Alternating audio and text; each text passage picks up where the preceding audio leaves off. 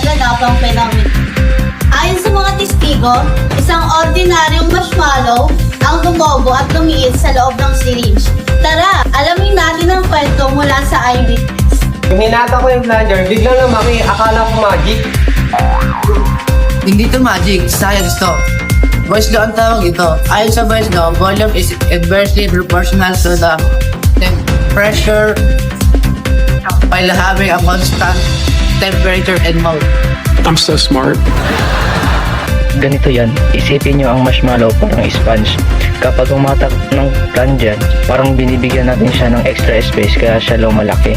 Pero, kapag pinush natin pabalik, pinipiga natin siya kaya siya lumiliit. So, ibig sabihin, ang pressure at volume ay lagi magkasalungan. Oo, at dito ang formula.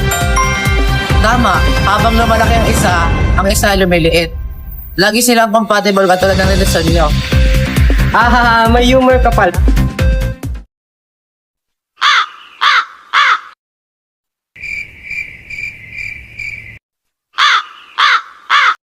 Uy, ikaw na ang awkward na rito. Ay, ako na ba? Oo, bilis-bilis. At dyan nagtatapos ang ating exclusive report. Minsan, may mga bagay talaga na akala natin weird o magic at may konting paliwanag lang at siyensya ang sagot dyan.